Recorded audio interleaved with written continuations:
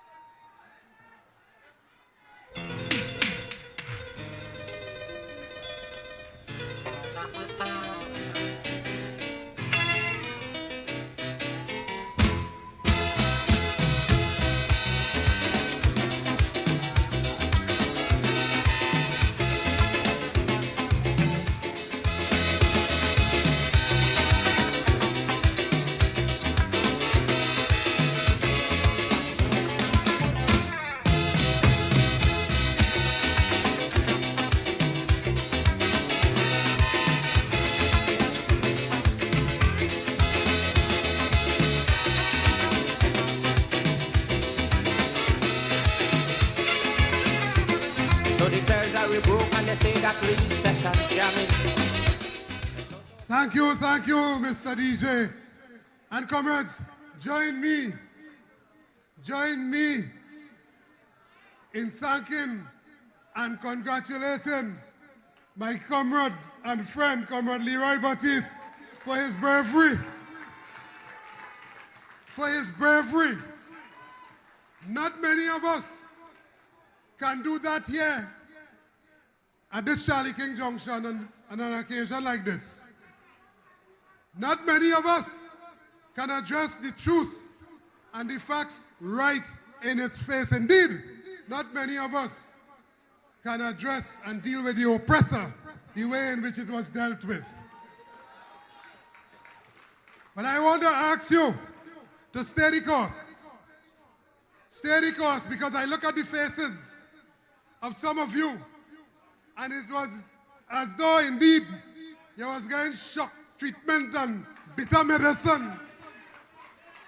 But reality medicine is always bitter medicine. So it was looking like way saying, but thank God for those of us, members of the PSA, who support the real deal and support their president and the truth. So I ask you to stay the course, because I'm going to bring everything to a crescendo. But I'm going to give you more ammunition, comrades. So I'm going to ask you to pay close attention, because I'm going to provide you with more ammunition as to why we cannot stay where we are and what we must do to liberate ourselves from the bondage of the oppressor, that is Keith Christopher Rowley and the People's National Movement. Never before there have been the coming together of three letters that is so dangerous. The P, the N, and the M. Three are the most dangerous letters in the alphabet when you put them together. People's National Movement. And we want to get rid of that. And so let me start by saying I want to thank you, because what you did today, you provided us with a platform to point the way forward. And so when they thought that Labor Day dead, or trade union dead, or that you can't on a Labor Day in the middle of the week get you to come out and to support your unions, they were dead wrong. They were dead wrong. I also want to say that I observed there are plenty young people. Youths came out today, and it tells me the trade union has a great future ahead of it. Thank you, young people, for coming out. All right, so let's go. Let's take a short trip down memory lane and remind ourselves as to where we are and why we are where we are and what we must do to liberate ourselves in the face of this vicious attack. And let me address the chair of this year's Labor Day rally, our sister comrade, you saw her here earlier, Sharon Lacan King, the second Vice President of the Trinidad and Tobago National Nurses Association, my comrades here with me, leaders of the Joint Trade Union Movement and leaders of the National Trade Union Center sharing this Labor Day platform with me here this afternoon, on the occasion of the 86th anniversary of modern trade union movement in Trinidad and Tobago at this historic Charlie King Junction. This is sacred, this junction is sacred. Members of the media, members of the protective services, civil society, youth group, farmers, political and religious organizations, our retirees who are here with us, social activists, sisters and brothers, well-wishers, our listening audiences both home and abroad, friends and comrades, let me say a good Labor Day 2024 afternoon to all of you here in Faizabad. Today we must start as we do every year by recognizing the sacrifices of those who went before us in the labor movement and who would have laid this unshakable, resolute foundation and platform. Standing on the shoulders of those giants today, we pay our homage, respect, and gratitude for their immeasurable contributions. Our theme for Labor Day 2024 is Unite to Fight. One voice, one movement, justice for all. But this Labor Day 2024 is perhaps one of the most crucial Labor Day ever. It is likened to June 19th, 1937, where it all started. Today, all the gains and achievements are being rapidly rolled back, removed or taken away altogether. Labor Day comes at a time when our country is in deep crisis and facing its darkest hour since independence. It is now a time, comrades, it is now a time where we are living the consequences of a stalled economy, where nothing is happening, where many thousands are unemployed and many more are underemployed and being paid starvation wages. It is now a time when many families struggle to survive and many more cannot adequately put food on the table for their families. It is now a time where we are strapped with the burden of even more taxation from Imbert and Rowley. It is a time where food prices are skyrocketing. It is a time where prices of medication is out of the reach of the sick and the elderly. It is now a time where people are dying because they literally cannot afford the high cost of medication and medical attention. It is definitely now a time, comrade, where crime and murders are totally out of control. It is a time where those who are in a government, this government, show reckless disregard for you, the workers, reckless disregard for the man in the street and for the poor. But you see, comrades, this Labor Day, this is also a time when those who are in power will be coming back to you to ask you for a renewed mandate to continue the work that they were doing. But let us examine the work that they want to continue to do for another 5 years. And we cannot forget, comrades, we must not forget, we shall not forget their aggressive taking away of your rights as workers, their aggressive and vicious attack on the trade union movement and trade unions in this country. When they attack the trade union, it's not Leroy and Roger and the leadership, they attack you, the people, you, the citizens of this country, because they attack the ones who stand in defense of you and your interests.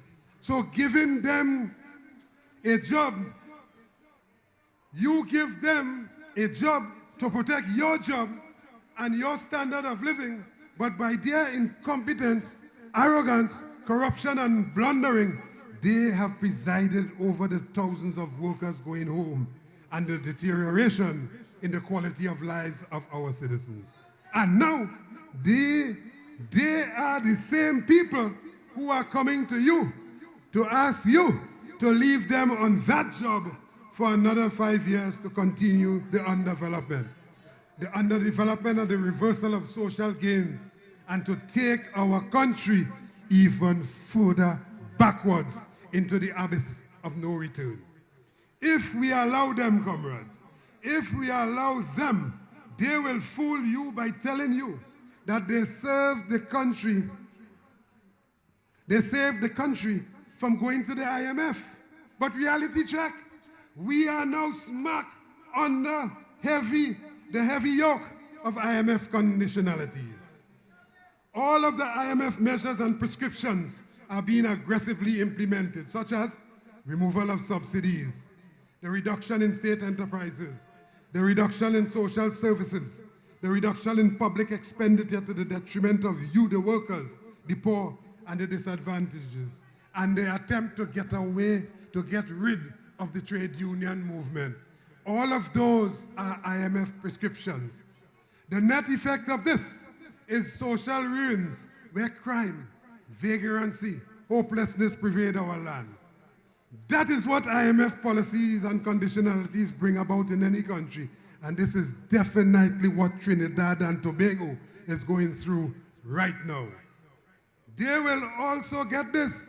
They will also use the effective strategy which was used by the slave masters and the colonial masters. They will continue to use the strategy of race to divide us. The strategy of race to divide, conquer, and rule. As a people, we must no longer fall for that foolishness. In fact, for our own progress and for the development of our country and the future of our children, we must reject that nonsense out of hand. They will come to you pretending that they are holier than thou and that everybody else there was not as holy as them. But when they come to you with that nonsense, just ask them, who is the PNM government minister that has 7 HDC houses?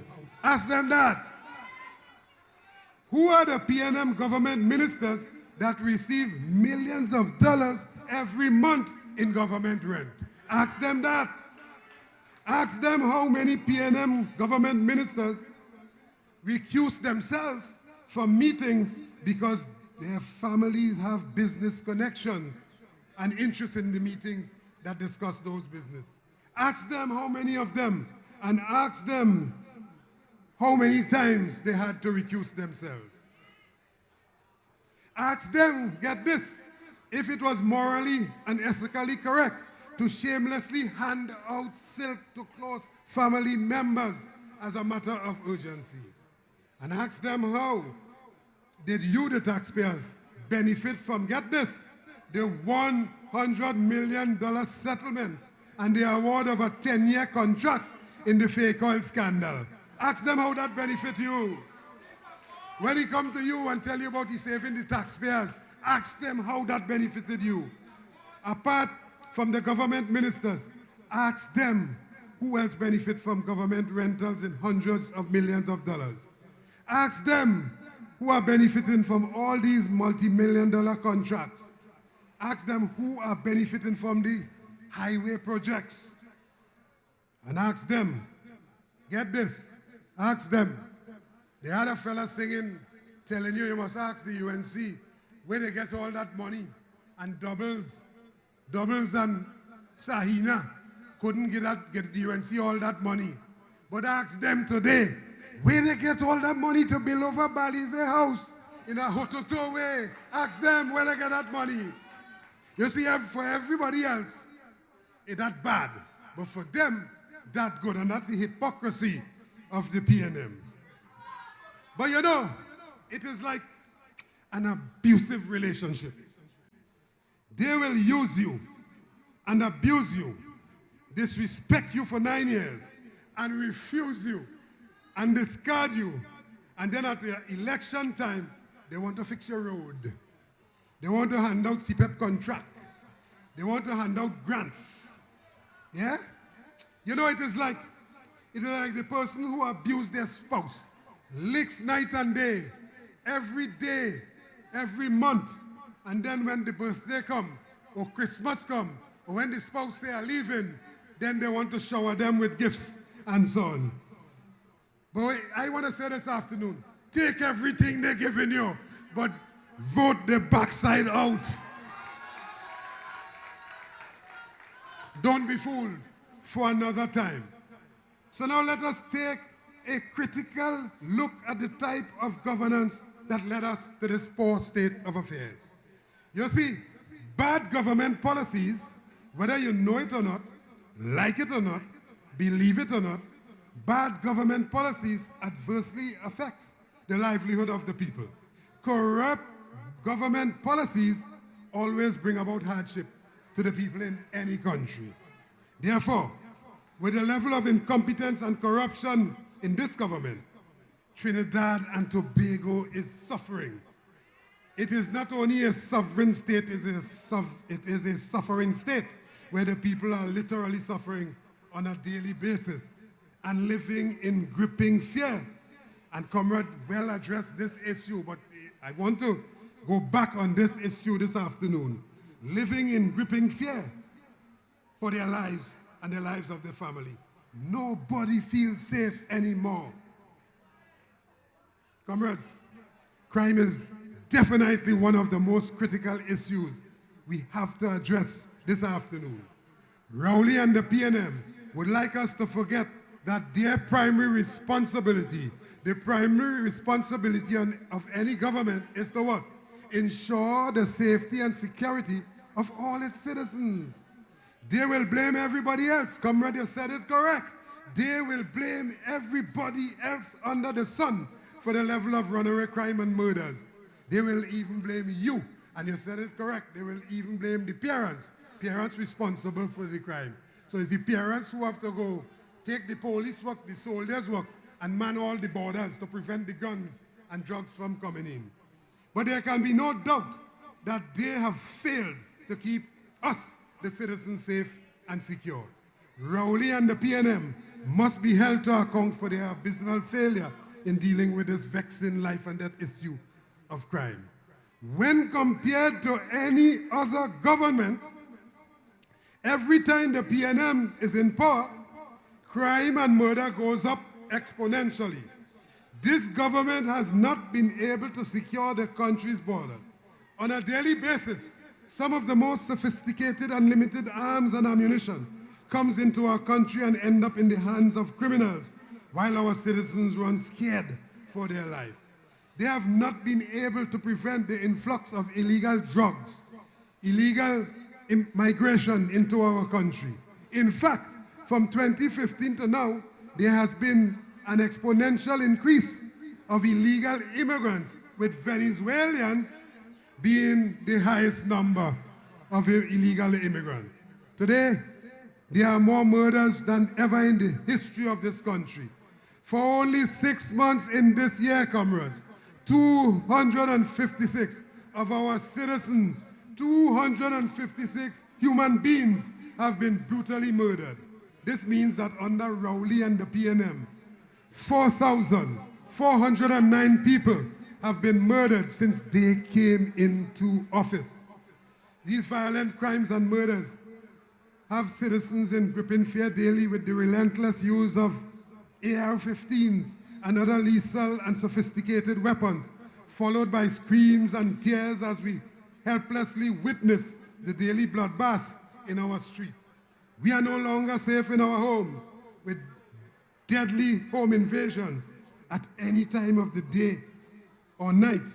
Bandits and criminals can kick down your door and kill you. That is Trinidad and Tobago we're talking about under Rowley. Let us be real, comrades. Trinidad is significantly more unsafe now before 2015 when Rowley came to office. I want to say that again, let it sink in.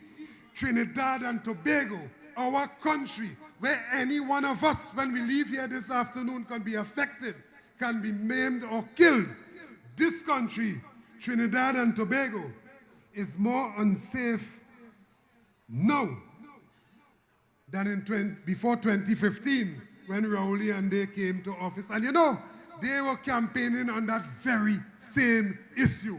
Give us the job, we will make you safe. But look what has happened. And so we witness these murders on a daily basis where there's bloodshed everywhere. And while we have an archbishop instead of a police commissioner to protect us as the citizens. Paid assassination, have now become the norm in this country. In addition, there's a significant increase in the number of extortions now. Extortions where the business community is also targeted, further jeopardizing the lives of our people. It is a fact that many businesses, you're not hearing about it, but I'm telling you here this afternoon, it is a fact that many businesses across the country are adversely affected by this runaway crime and murder, and that they are extorting them. They call them on the phone and tell them, if you want to see your daughter this evening, or the extortion is calling them, you know. It only takes a phone call in this environment. If you want to see your daughter or your wife come home this evening, make sure and pay X amount of dollars and so on. That is extortion, and that is happening under PNM and Rowley. This crime under Rowley has now migrated to where? To Tobago, where our sister isle is not spared, where for the first time in our history, murders have reached double digit in Tobago, and we are only nearing half year through. Half of this year. As I always maintain, the only reason you are alive is because nobody wants you dead. The only reason you are alive today is that nobody wants you dead as yet. That is the state of crime in our beloved country after 9 years of Rowley and the PNM. But let us turn our attention, comrades. They say we can't critique or we can't analyze, but we have the ability to analyze the foolishness that they are doing. So let us, this afternoon, turn our attention to the economy. This country's economy has all but stalled. Nothing is happening in the economy of Trinidad and Tobago. Over the last years, they have created absolutely no new jobs. In fact, the economy has contracted under Rowley and the PNM. And here the big language they like to use, we want to use it here this afternoon. Our GDP growth, the growth rate, went from 3.9% in 2014 to 1.48% in 2024. It is a fact that Trinidad and Tobago credit rating fell from a AAA plus in 2014 to a triple B plus in 2023. They wouldn't tell you that. But they wouldn't tell the people who they are asking to put them in office, they wouldn't tell them that. And we witness the attack on the Auditor General by the Minister of Finance is very telling, and it confirms in our mind that this Minister of Finance can never, ever be trusted. However, for the purposes of assessing the economy this afternoon, we are not going to be confused or misled by the numbers and statistics that comes from the same Minister of Finance. No, we're not going to take that setup. This afternoon, for the purposes of assessing the economy, we want to examine the reality that hits you on the ground. The reality that hits you, the people in the grocery, the market, the hardware, the gas station, and the cost of transportation for those who use public transportation and the maxis and taxis. The reality that hits you when the employer tells you to go home and he has no more use for you. The reality that hits you when the bank comes at you with high interest rate, and when the bank comes at you for installment that you just can't pay. You are living from paycheck to paycheck, comrades. We are living from paycheck to paycheck and could never save one black cent when the month comes under this Rowley government. That's a fact. The reality that hits you when you have to send your children to school, when the school are requesting basic things like toilet paper and janitorial supplies, which government have to supply, but the school requesting that from you, the parents, who are unemployed. And they request this on a daily basis and even monies for the running of the school. The reality that certainly hits you when you need to purchase medicines in the pharmacy because the hospital just don't have it. The reality is that hits you because they remove all the subsidies and telling you that they want to wean you off the state. For the vast majority of our citizens in this country, their quality of life has deteriorated. And this is an incontrovertible fact. Plainly put, they have not been able to manage the economy that would maintain the quality of your lives, comrades. They have not been able. They fail, and they fail miserably. So pay attention. I mean, you when they come with the nonsense. And you know, they plant some of them alongside us at the workplace to come with all kinds of argument. I'm giving you the information here. Well, when we look on the horizon, what do we see? When we look on the horizon, what do we see for this country?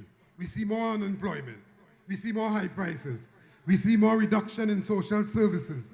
But while this is happening in the same economy, to you, the majority of citizens, they are the 1% elite groups, the banks, conglomerates, and multinationals declaring billions of dollars in profit. What a contradiction. So while we tell you, take 4% and that is enough for you, the banks, the conglomerates, the 1%, they shamelessly declare billions of dollars in profit right in front of your face. And then he would tell you, great is the PNM, great is the pain and suffering the PNM bring to the people of Trinidad and Tobago. Indeed, the Prime Minister has shamelessly declared that he cares for the rich, that his belief is to make the rich richer, and tells us that that will trickle down. It has never happened in the advanced countries, and certainly will never happen in this country under the PNM. We're going to not be fooled with that foolishness. But get this, comrades. According to data prepared by the Labor Market Information Division unit in the Ministry of Labor, the output per worker went from $62,109 per quarter in 2019 to 65,000, that's dollars we're talking about, per quarter in 2021. Whilst wages and salaries as a share of GDP fell from 5.6% in 2018 to 4.7% in 2021. What does this mean? It simply means, comrades, that as workers, we are producing more while we are getting less. We are producing more while they are paying us less. And why? Because as they send home workers, those who remain are required to produce double up to compensate for the reduction at the workplace. That is the reality that hits us as workers. Let us not forget the track record of the PNM. Let's examine it. The PNM, if it's good or bad for Trinidad and Tobago. Let's examine their track record. It was the PNM that closed down the railway in this country. Remember that? We had trains in this country, you know. Some of us very young don't know. And some of us probably who are old enough cannot remember.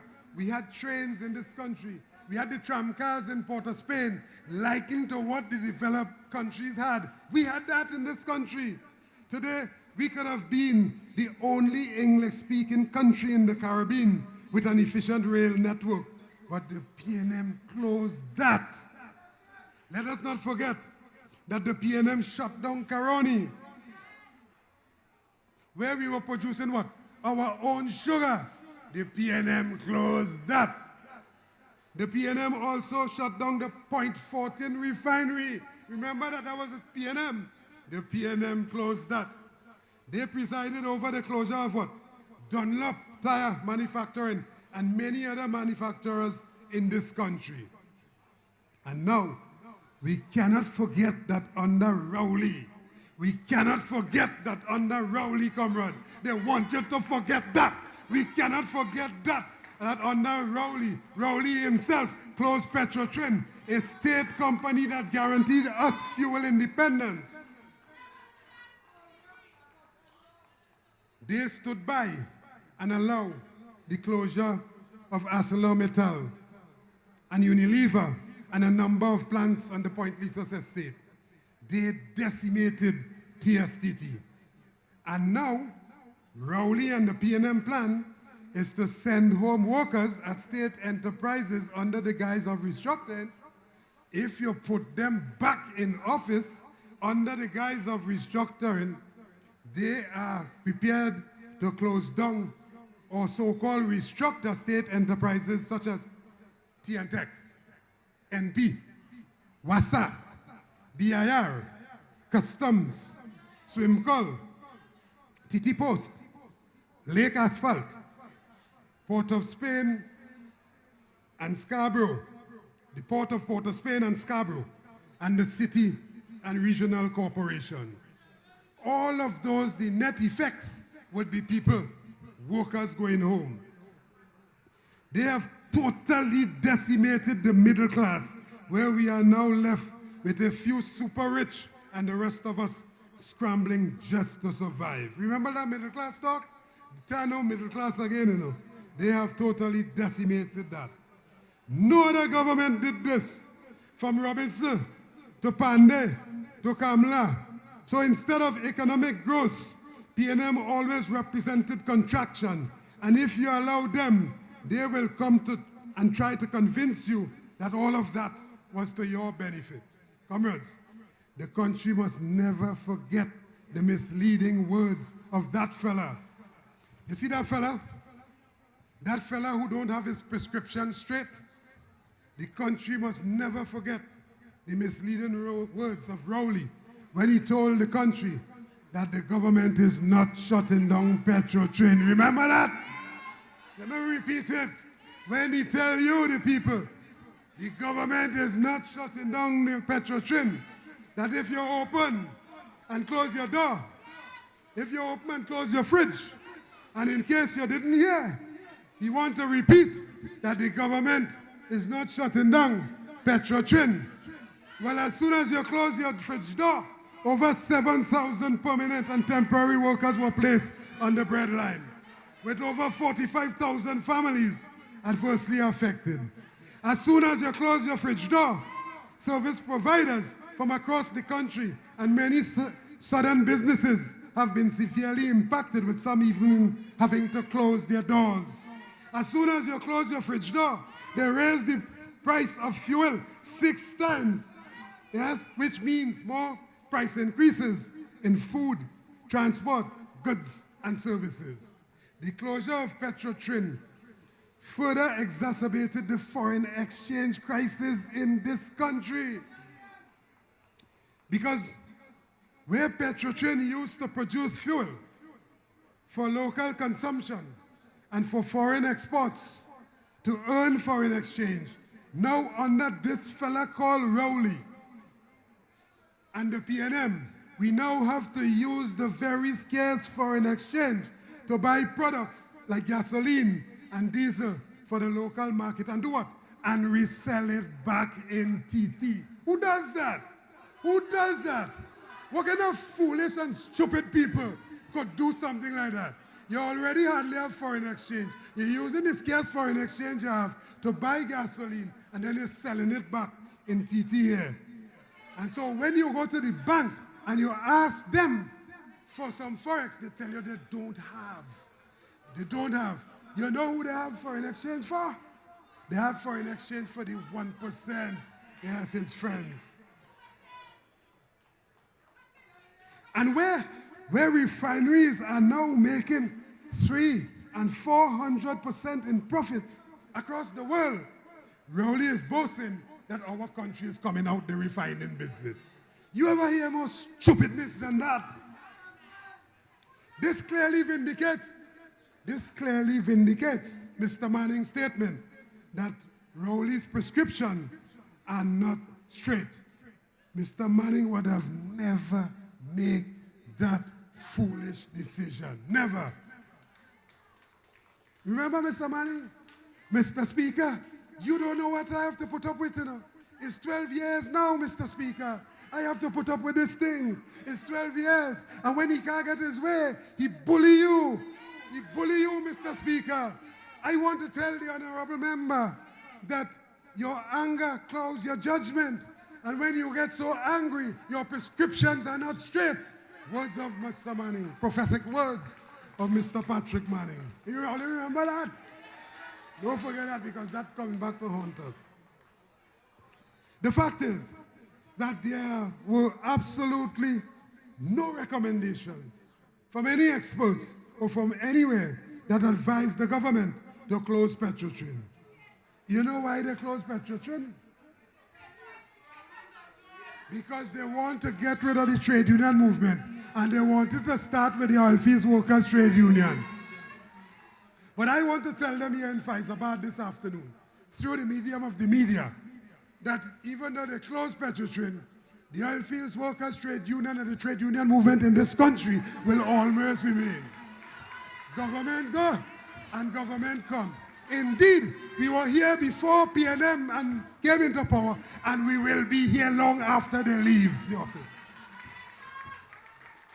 I also want to say that we see where Rowley is entertaining some Indian businessman. So Rowley feel he had this big political shot that he could attract more Indian businesses over the UNC, and that he have more political strategy. So he attracting this Indian businessman, yes, Indian businessman, to our shores. To do what? To take the refinery. Let me tell you all something here this afternoon, comrades. We are in a process. Listen, we are in a process of bidding. And they would have Rowley, through the people in Paria, who is in charge of that bidding, they would have asked us all the difficult questions and asked us to provide from finance to how we're going to start the refinery, how we're going to run the refinery. I want to report to you this afternoon that we have provided answers to every one of those questions that was asked. And they have closed the bidding process on the 10th of May. So they have about 8, 9, or 10 entities, patriotic among those, bidding for the refinery, close the process, and on top of that, this fella who don't care about institution, this fella who don't care about democratic institution or the people in this country, on top of the fact that the bidding process has been closed, they're taking no more new bids. Guess what? He entertaining in the official residence Indian businessman for the same refinery. So what are you really doing? So you're really setting up the people. You're setting up the people. But this afternoon, let me just say clearly that you see this oil industry in Trinidad and Tobago, this oil industry that was built on the backs of the sweat and tears of our ancestors.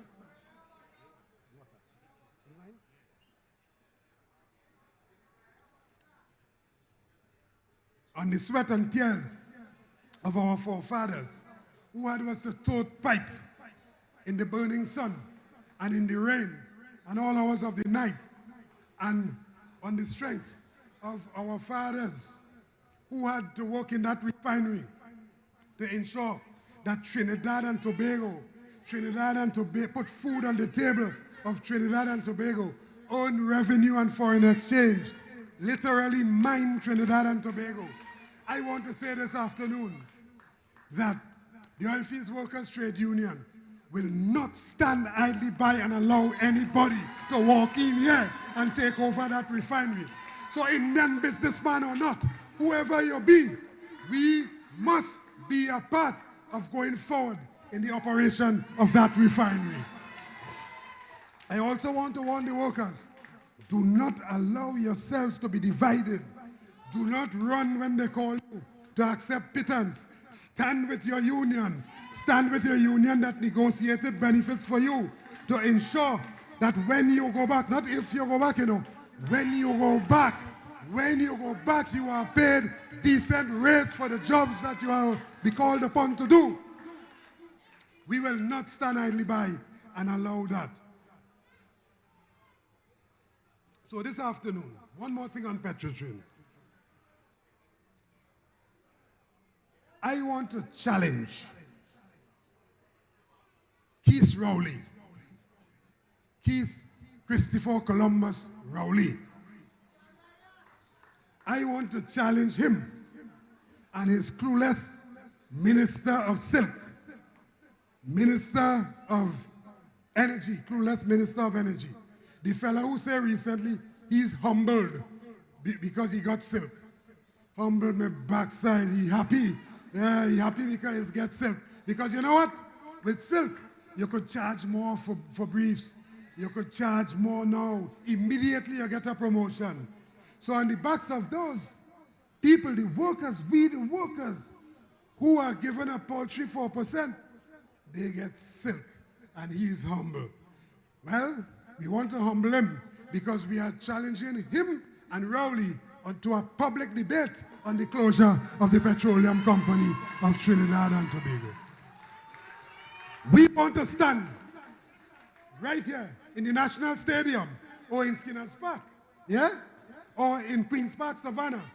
We on one side and they on the other side.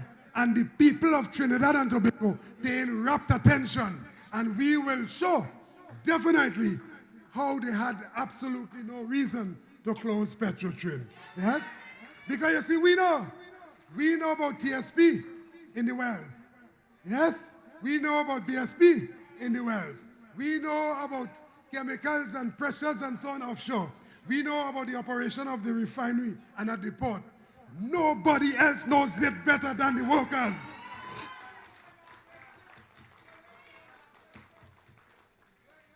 So we challenge them and we wait. We will put together that team. As we examine, comrades, our oil and gas production, it is a fact that between 2014 and 2023, our country's total average crude oil production fell by 33.4%, from 81,262 in 2014 to 53,726 barrels per day in 2023. Their so-called success story of heritage is really a farce and a dismal failure, with heritage oil production falling from 35,343 in 2014 under Petrotrin to 27,496 in 2023 under heritage, a decline of 22.2%. These are not our figures. These figures are taken directly from the Ministry of Energy Consolidated Monthly Bulletin. In addition, as a result of their failed energy policy, the country has experienced a sharp decline in natural gas production.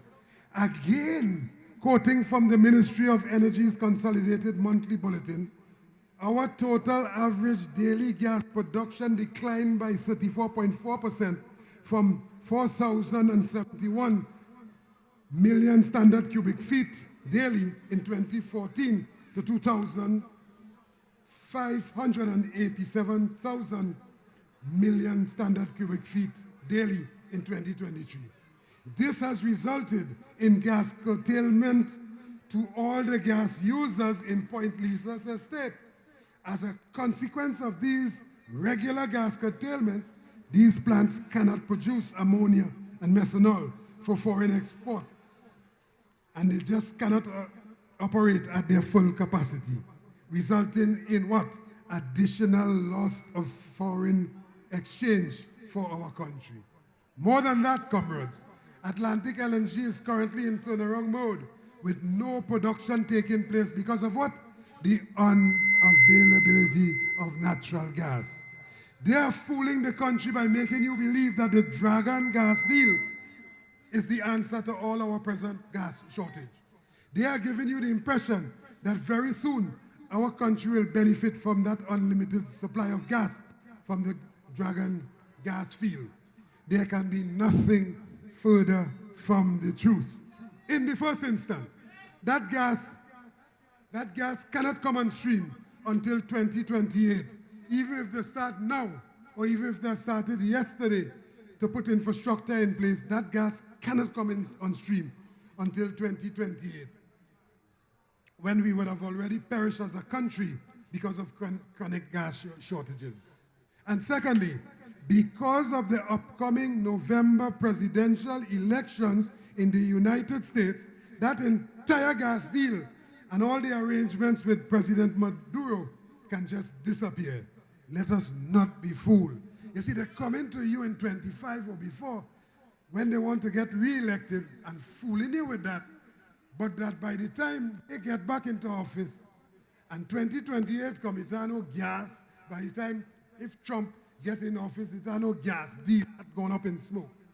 So the really sad, true story under this government is that they have failed with energy, and that we are now experiencing the lowest level of oil and gas production ever. As a country with a conscience, comrades, as a people with a conscience, we must never forget the tragedy at Paria. We must never forget that. Where 4 workers, 4 divers, 4 human beings were left to suffocate and die in a 30-inch pipeline underwater because of lack of failed safety systems, or failed safety systems, and failed systems of work and proper supervision. That is what caused the taking away, the snuffing out of the lives of those comrades, which comrades were alive for not 24, but over 48 hours, grasping for breath underwater. But because of those people in Paria, they have those people in charge, our comrades, workers, breadwinners, suffocated and died. The Commission of Inquiry into this tragedy found that there was corporate manslaughter, yet the same board and the same management are still on the job, earning top dollar, while the families of the deceased workers remain starving. Up to now, how heartless these people can get. Up to now, the family they have not been compensated. But the board and the management who were there, who were employed, and who presided over their fatalities, they're still on the job. No other country in the world that would be allowed to happen. Yeah? And let me put a plug here. And if it was any other government, you would have seen the PNM marching up and down the street, burning the place down with their hypocrite self. With their hypocrite self, them and the supporters.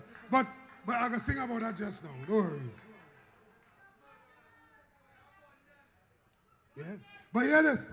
Using information obtained through the Freedom of Information request, today I want to tell you that the general manager, that fella who was employed when them fellas died, he is not only on the job. A fella called Mustaq Mohammed, a fella who never worked in any oil in the environment before, but a fella who get a big work and doing the bidding of what? Of the board and Rowley. That fella still on the job, and he is earning, while the family staff, no compensation. His contract was extended, paying him $112,000 a month. You hear that? This famed fella, Rowley, who demonized the petroleum workers, said they're getting too much pay. And that lying fella called Khan, yeah? Khan. Well, you know there's a saying, may God rest his soul. May his soul not rest for the amount of lies he tell on the PNA, on the people, on the petroleum workers. And they say his soul floating somewhere, you know, somewhere. Because he can't go into heaven with the amount of lies he tell. And the devil don't want no competition at all.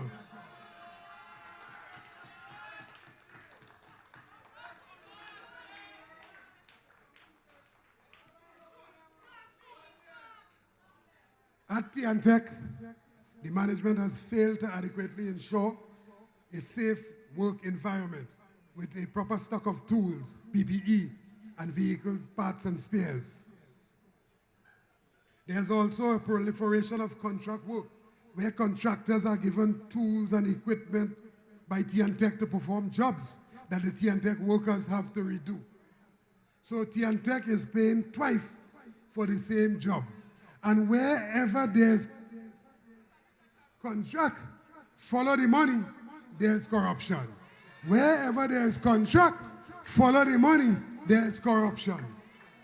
But you know, I want to thank the TNTech workers here this afternoon. Let us publicly thank them. And I want to thank them specifically for this. You know why?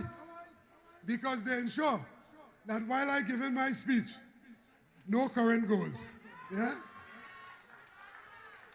They ensure. Thank you, comrades. You ensure that when the trade union, your union, yeah, bring in honest information, that the place don't go blank. Yeah? Yeah, but when some people are prepared to give misinformation, God intervenes and God just take off the light. Yeah? That has nothing to do with TNTech workers. Yeah? That is God. God works in mysterious ways and wonders to perform. That is Almighty God. The work of man. And as a matter of fact, God don't like bad. God don't like ugly. And as I talk about that, if God don't like ugly, who you wouldn't like? Now you say that, eh? Yeah. God don't like evil. The PNM is evil. Rowley is evil. But evil, I want to say like Martin Luther King this afternoon. We have a dream. We have a dream that one day we will all say free at last. Free at last. Free at last from the burden. Free at last from the oppressor. Free at last from the evil. Because evil has an expiry date. Good endurance forever. Evil has an expiry date. And it must come to an end.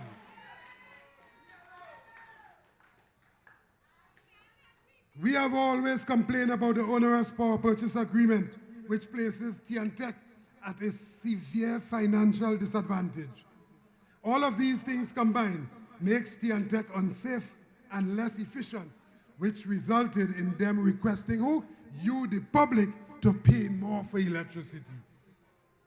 We call on TNTech to provide a safe work environment for the workers. And when the workers, listen, when the workers point out, as recently in San Fernando, when the workers point out all of this unsafe condition, what the management do? They suspend them and send them home. It is not money they're struggling for, you know. They're struggling to ensure that they go back home safe to their families. That's what they're struggling for. That they go back home in one piece. That they don't end up like the pariah divers that died. They're struggling for the law to be implemented to protect them while at work. They're struggling to make sure that the employer owns up to their responsibility to provide a safe work environment. But you have these misfits, these house Negroes that are likened to those who were called off the plantation in the past. And that is why we have, and I'm going to make a controversial statement, I'm always known for that. They were called off the plantation. And as they were called off the plantation, these house Negroes, we end up with what? A nice name, mulattoes and so on. Yeah, we end up with some kind of mixture. Yeah, because they perform all kinds of tasks for what? For the slave master. Them people still around. So you have them writing in the newspaper, instead of telling in the Sunday Guardian, instead of telling the employers, make the place safe, make sure it's your duty, obey the law. You know what they do? They're chastising Roger for telling the workers, stand up for your rights. This afternoon, if it means that this entire country goes in darkness to preserve your life, make sure you preserve your life.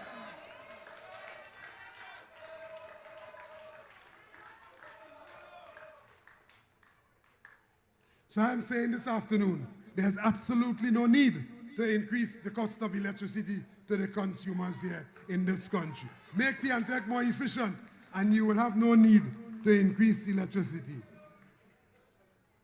They are now squeezing every drop of blood from the citizens with all their punitive taxations through numerous penalty taxes.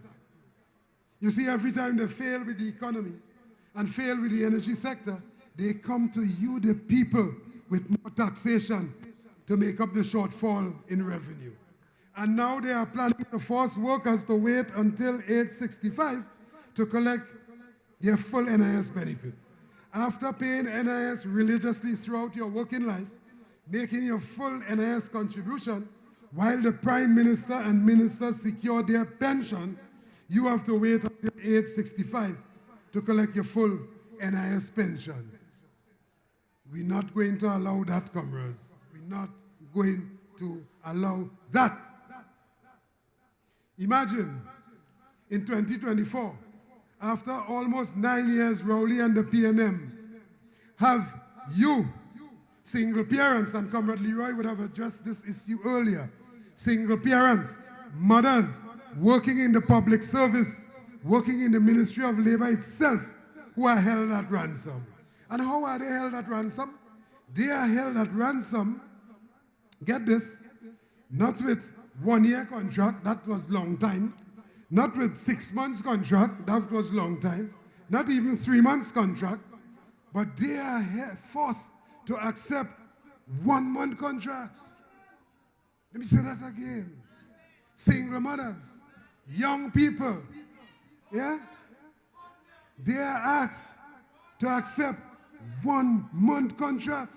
Our young people who went to school, qualified themselves, they are now being exploited by this government. Rowley and the PNM will be coming to you to ask you to allow them to continue their employment for another 5 years when they have our single parents, our qualified youths on month-to-month contracts. But if you think that is not bad enough, Imbut, that leprechaun, is instructing that they be paid even less for these 1 month contracts. How heartless can these people get?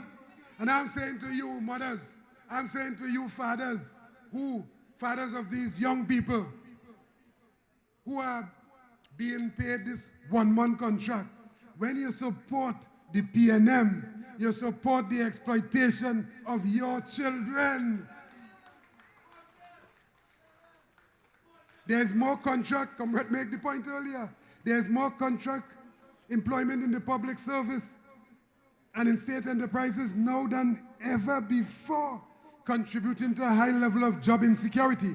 Rowley and the PNM believe that that is the way they will get these workers to be modern day slaves, living in servitude with no means to speak out against this grave injustice. Today, the trade union movement demands permanent job security for our youth and an end to all contract employment throughout the public service, man. This is definitely not the type of society we want to build. Our qualified young people, your children, deserve much better and must be respected and rewarded for going to school and qualifying themselves. For the longest while, the trade union movement has been calling for the amendment to the Industrial Relations Act with specific recommendations for the security of tenure for industrial court judges to allow these judges to exercise their full independence.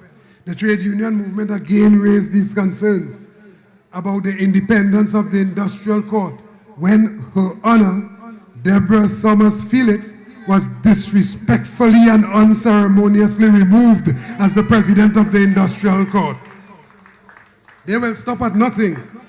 Imagine, whilst representing this country in Geneva, Switzerland, they replaced this internationally highly acclaimed, well-respected jurist and author from her position of president of the industrial court. This very disrespectful move was only to carry out the dictates of the 1% who had always vowed to remove Her Honor, Miss Deborah Thomas Felix, from the court. Now, under this PNM government, the 1% finally got their way.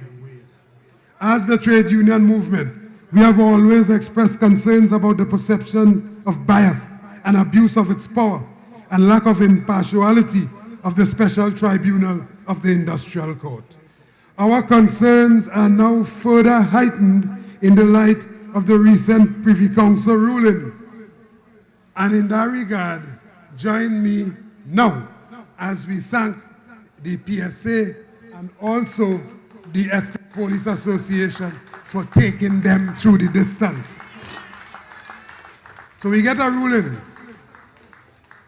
Among other things, in its damning judgment, the Privy Council stated, and I quote, "The tribunal clearly lost sight of the principles of impartiality and neutrality, which should govern its conduct as a judicial body," end quote.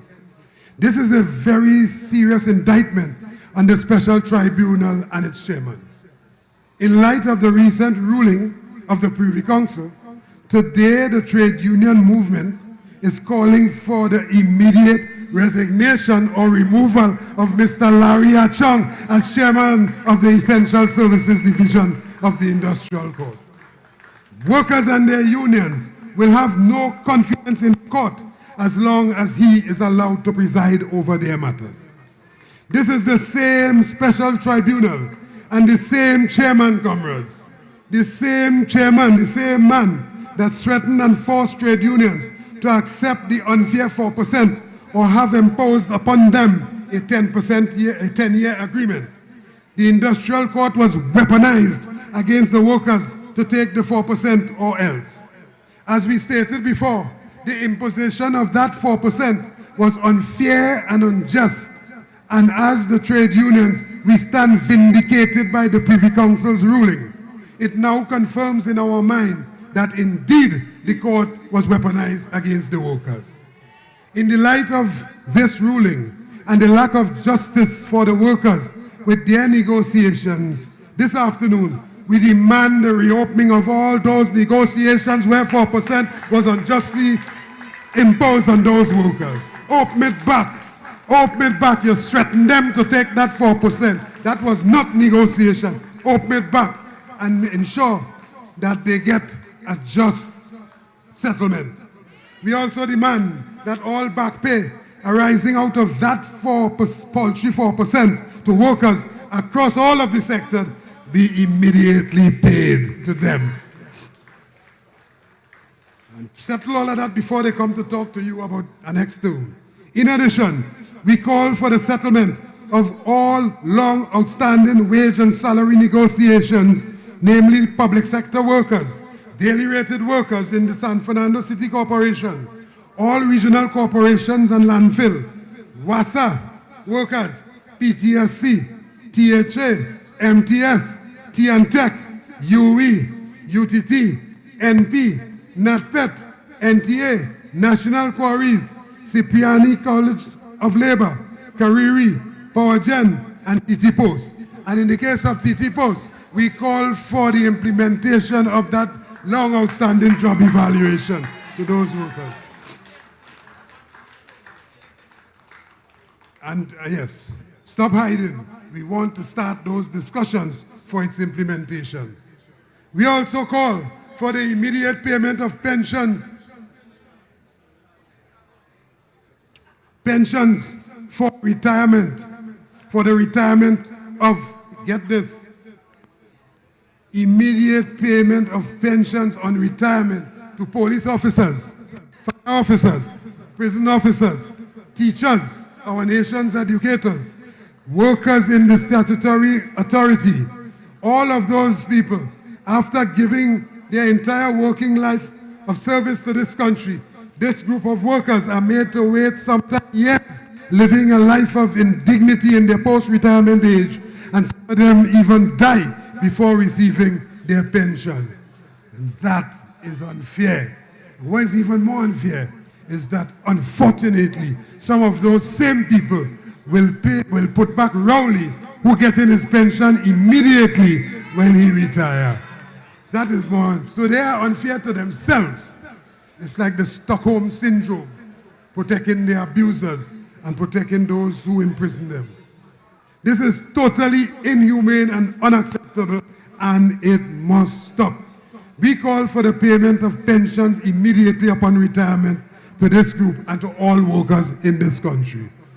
Comrades, After 9 years, this anti-worker Rowley government has not brought one single piece of labor legislation before our nation's parliament.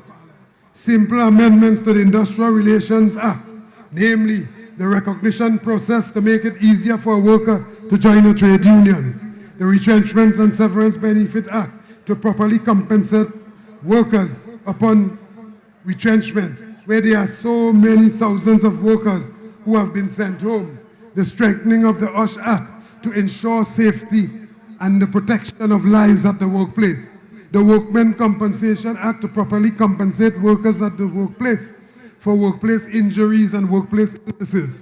These are key among the many other changes that would benefit workers while at work throughout Trinidad and Tobago. This government has refused to ratify the ILO Convention with respect to domestic workers, nurses, and harassment and gender-based violence. We have heard absolutely nothing from this silent Minister of Labor, who remain completely silent whilst workers are brutalized every day by ruthless employers, including the board and management of state enterprises. It seems like the qualification under the PNM to be a Minister of Labor, you have to know how to be silent while workers getting brutalized. Well, once you're silent and they're taking advantage of workers, you are the best Minister of Labor. So yes, we had one before, and then we had one who talk, and the silencer, and now we have one who are even talking, and he's silent, and he would only come out his shell when they send him to come back to you to ask you to give him another 5 years. Absolutely not. Clearly, there is absolutely no intention of this government to ratify any convention or amend any labor legislation to the benefit of you, the workers. You saw how they brought the Cannabis Act to the Parliament, emergency. It's like one Friday evening in the field. Let all that we get nice. Yeah, let all that we get nice. So they rushed that piece of legislation through the Parliament. But for 9 years, workers who paid them, workers who pay tax, workers who spin the wheels of this economy, not one piece of labor legislation to protect them at work. Comrades, when we consider the unprecedented level of crime and murders, when we consider the collapse of the economy, when we consider the decimation of the energy sector, the imposition of many new taxes, the disregard for workers, the arrogance and disrespect in governance to the people, as a people, when we consider all these things, we have absolutely no choice but to take corrective actions. As a country, as the country's trade union movement, we are committed to rescuing our country from this abyss of crisis and destruction. We shall struggle relentlessly to restore and to preserve the dignity of our people. But this afternoon, let us be honest, they did not get it right in their first and second term. So let us ask ourselves a few questions. Can you truly say that over the last 9 years, your quality of life has improved? Did it remain the same? Or has it gotten worse? Can you honestly say that this government's policy has benefited you, or benefited your family, or benefited your community?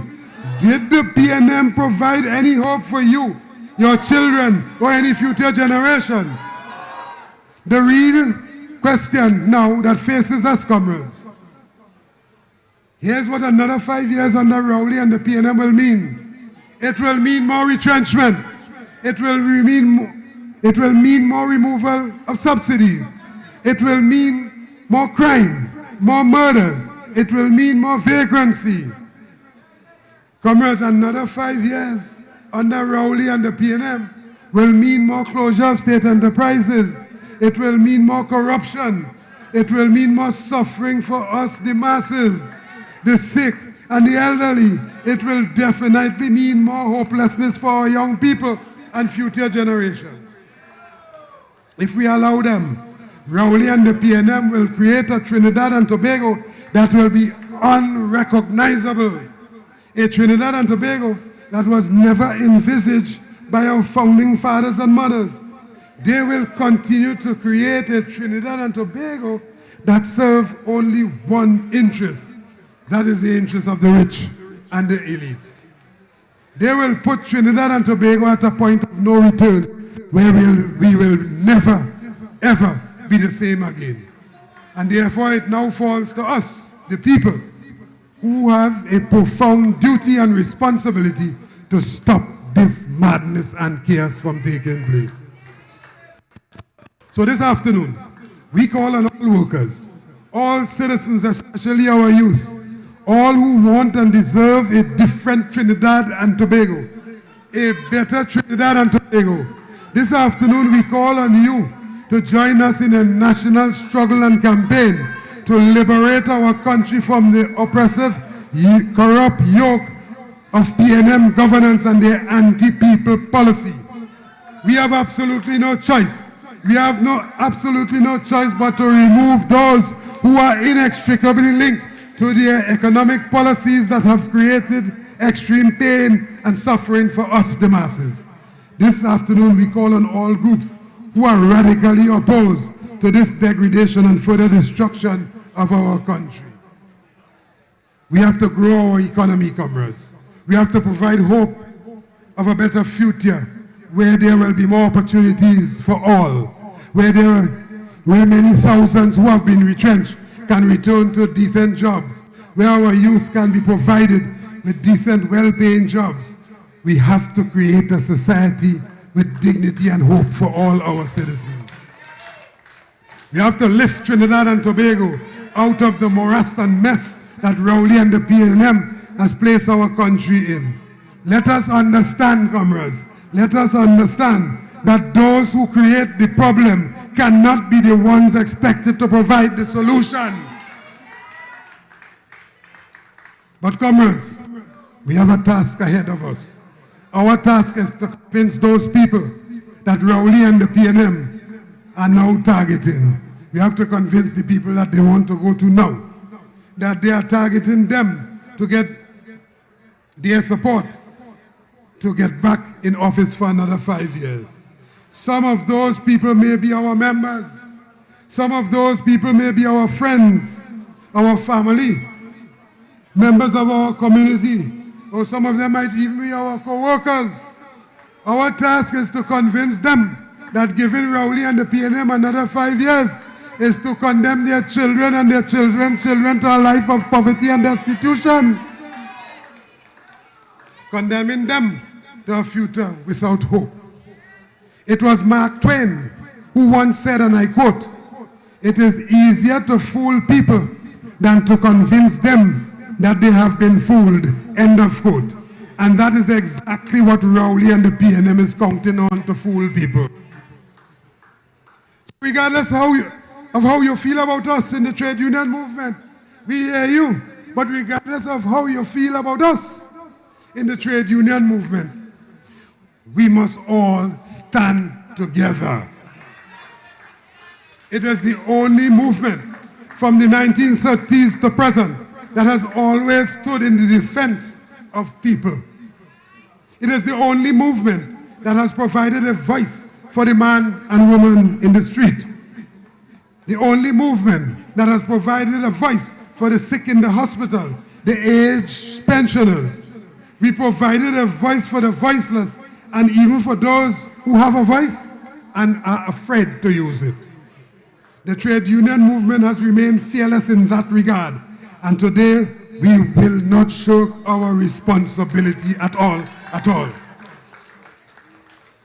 So Trinidad and Tobago, I say to you here, at this historic junction in Charlie King Junction in Faizabad, let us put aside all our differences and unite around one common purpose and love for our country.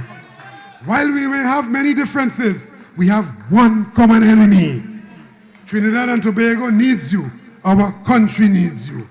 This afternoon, on behalf of the entire trade union movement, I wish to announce right here in Faizabad at this historic Charlie King Junction, that in the coming weeks, pay attention, in the coming weeks, with the exception of TUTA, Trinidad and Tobago Unified Teachers Association, with the exception of TUTA and any other apolitical trade union, with the exception of them, we in the trade union and movement, we have agreed to meet with all opposing forces and all political parties, including the United National Congress.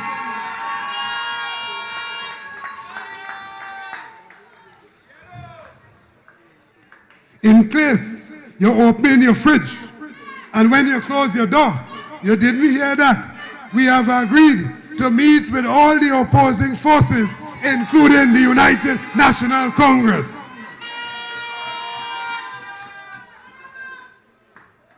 We will be meeting with them and all who oppose to this scandal of corruption and malgovernance by Rowley and the PNM. The purpose of these meetings is not to form a political party. Let me repeat. The purpose of these meetings is not to form another political party. We have a political party already, and that's the Movement for Social Justice. And we will be also meeting with the Movement for Social Justice. So the purpose is not to form another political party. The purpose of those meetings, yes, the purpose of those meetings is to build a national front alliance to remove the PNM from office come next general election. Let me say it again.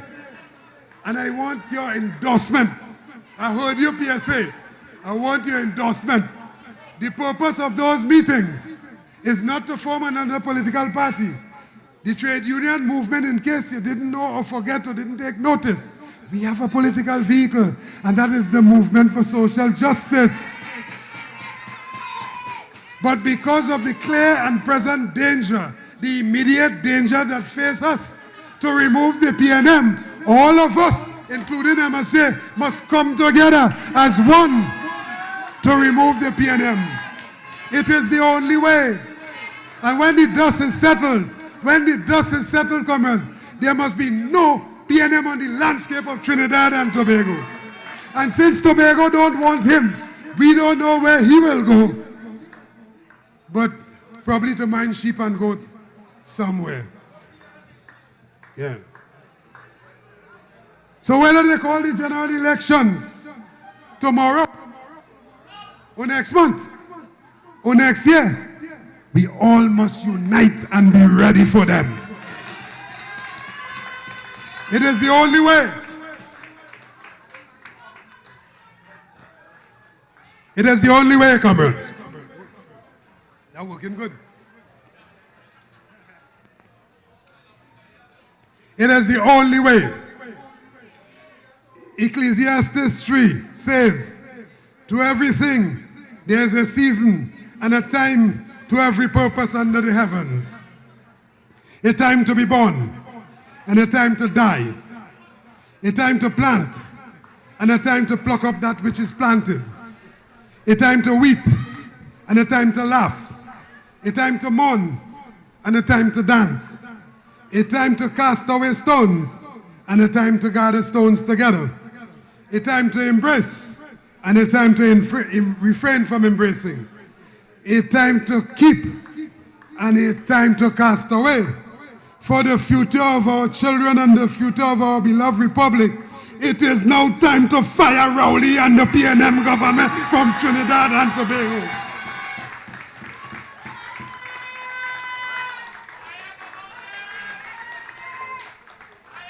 For Trinidad and Tobago to live this type of disrespectful, arrogant, corrupt and incompetent governance must die.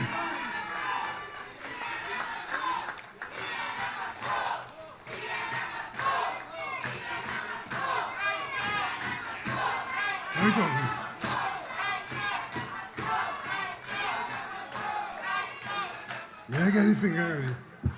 We had to get the finger ready.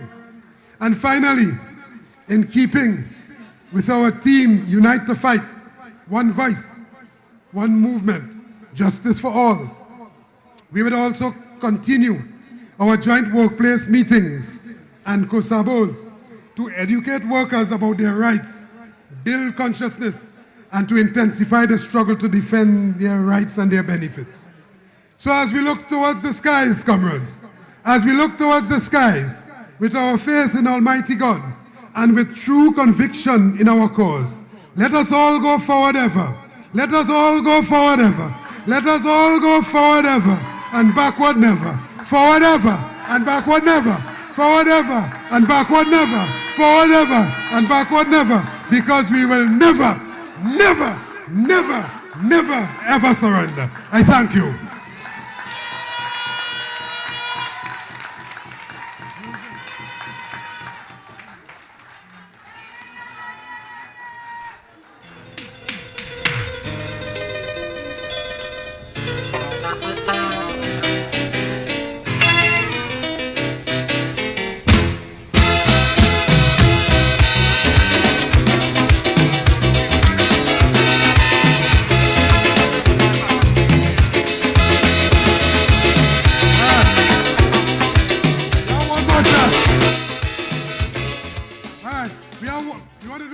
One more thing here. In keeping with all that was said, we want to do one more thing. So I want to come and come close. Come close and help me with this one. Come in, come in. Oh, help me with this one.